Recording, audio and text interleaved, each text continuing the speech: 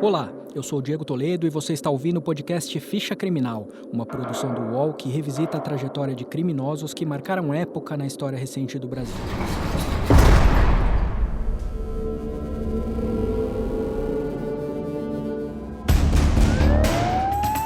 Foi condenado a mais de 100 anos de prisão na madrugada de hoje. Foi condenado a 20 anos e um mês de prisão e matou. A Corregedoria da Polícia Militar de São Paulo e a Polícia Civil abriram inquéritos para apurar a morte de feminicídio de um homem que matou a namorada a golpes de canivete.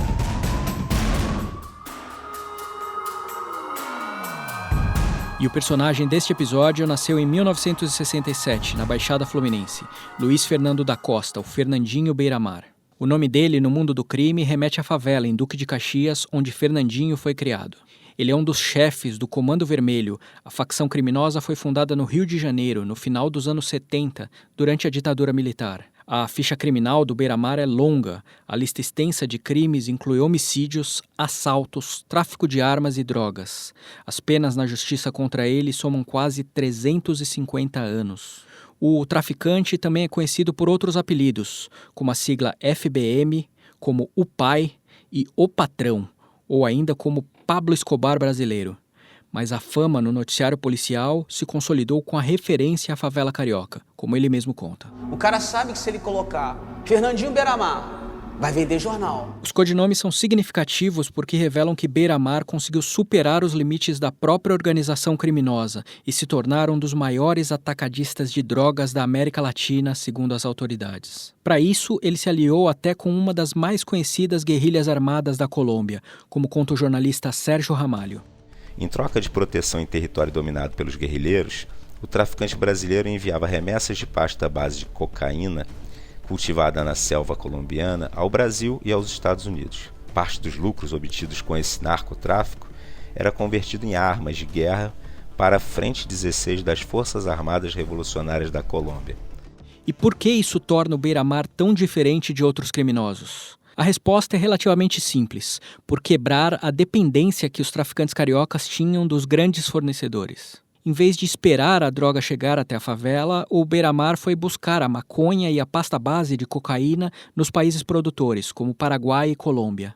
E isso bem antes do PCC, o primeiro comando da capital, a facção rival de São Paulo, se tornar um grande player no submundo do crime. É o que explica o escritor Alan de Abreu, autor do livro Cocaína, a Rota Caipira. No fim dos anos 90, o Beiramar estabelece contatos muito fortes em Capitambado, especialmente, né, no Paraguai, fronteira com o Brasil, Mato Grosso do Sul. O contato dele lá era a família Morel, uma família que atua no tráfico de drogas há muitos anos, desde os anos 80. E ele começa a trazer, então, cocaína via aérea até o interior de São Paulo, porque a droga ia para lá e de lá seguia até o Rio de Janeiro, né, por via terrestre. Deve-se ao Beiramar esse pioneirismo. Foi a primeira facção criminosa a se internacionalizar no Brasil, né? Então, a partir do fim dos anos 90, quando nem se ouvia dizer do PCC na região de fronteira, o Comando Vermelho já atuava naquela região. Depois o Beiramar ele se associa ao Leonardo Dias Mendonça, um traficante goiano muito poderoso. Essa parceria traz toneladas de cocaína para o Brasil.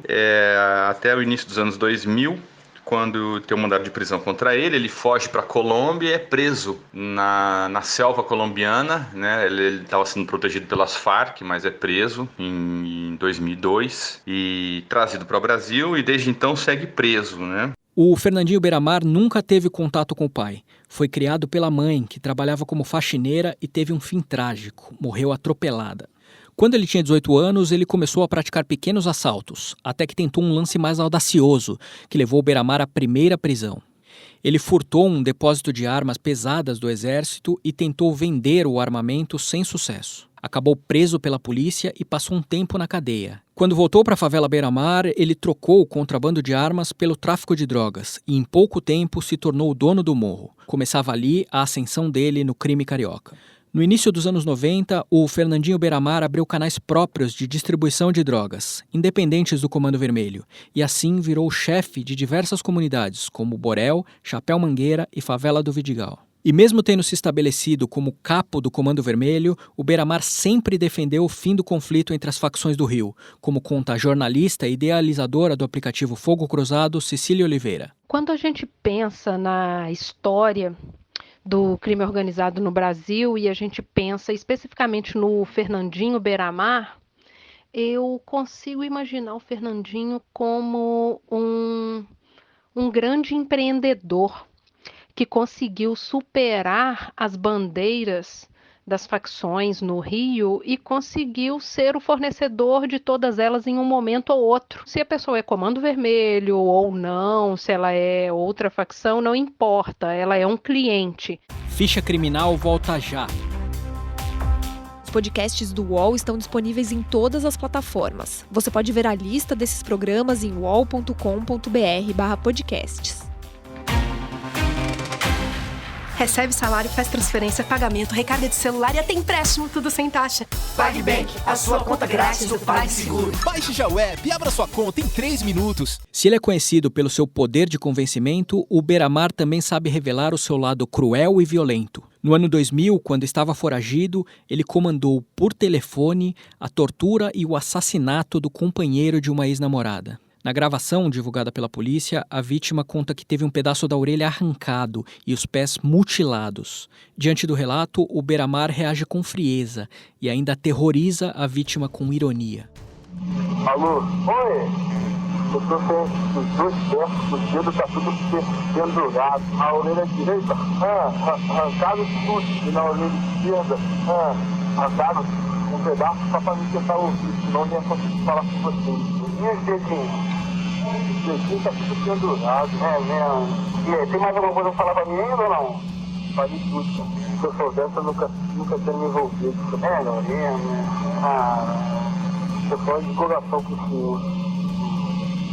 Eu não tô conseguindo nem andar. Garanhão, né? Ou não, senhor. Cara, demorou.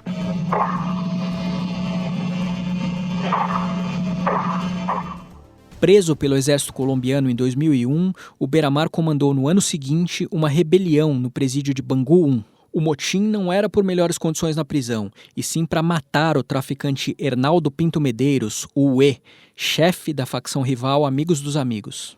O UE queria eliminar líderes do Comando Vermelho presos em Bangu, mas o Beiramar descobriu o plano e se antecipou. Detentos liderados por ele mataram o rival e outros 3 presos e carbonizaram o corpo do UE.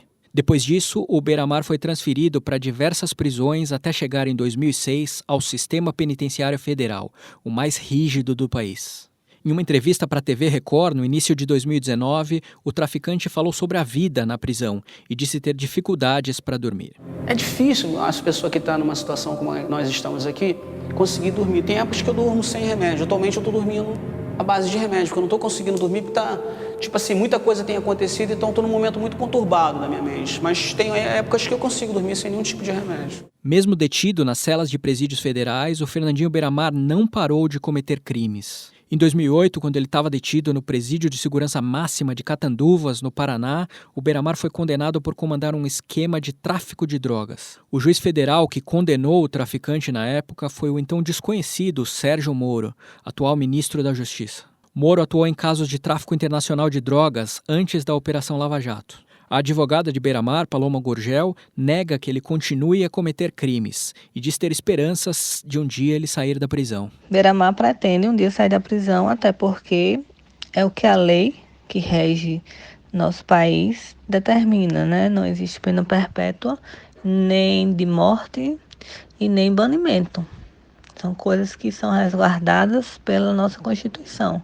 Então, sim, ele pretende sair um dia e poder viver sua vida de forma honesta. Na cadeia, o Fernandinho Beiramar se formou em teologia e chegou a dizer que pretende publicar livros e até lançar um site com produtos de sua marca. O jornalista Sérgio Ramalho fez uma reportagem para o UOL sobre o assunto e conta o que descobriu. O traficante de drogas mais conhecido do país, o Pablo Escobar brasileiro, como já foi tratado várias vezes, escolheu Jesus Cristo para ser o tema do seu trabalho de conclusão de curso em teologia. O trabalho que ele fez é de um curso que ele fez à distância por onde os presídios e onde ele passou nos últimos 4 anos. Curioso, Fernandinho Beiramar, além de estudar teologia, de ler muito, ele lê muitos livros, isso consta inclusive lá no perfil dele, do departamento de prisional. Fernandinho Beiramar é extremamente vaidoso.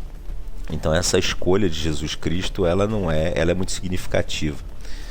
Não me surpreenderia em nada se agora, apto, né, já que ele concluiu o curso de teologia, ele venha criar uma igreja até com base na internet.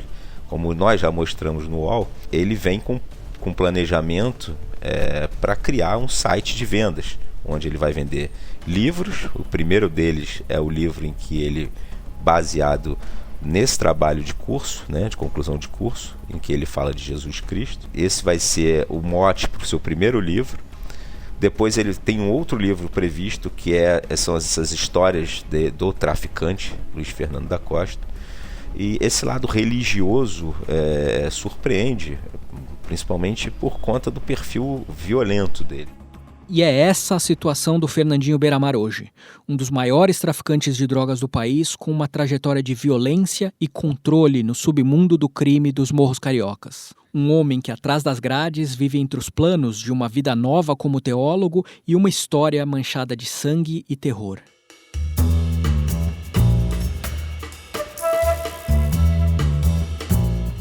Este episódio de Ficha Criminal termina aqui. Você pode ouvir este e outros podcasts do UOL em noticias.uol.com.br/podcasts. Este episódio de Ficha Criminal teve reportagem de Flávio Costa, locução de Diego Toledo, edição de áudio de Amer Menegassi e coordenação de Juliana Carpanês. Até a próxima!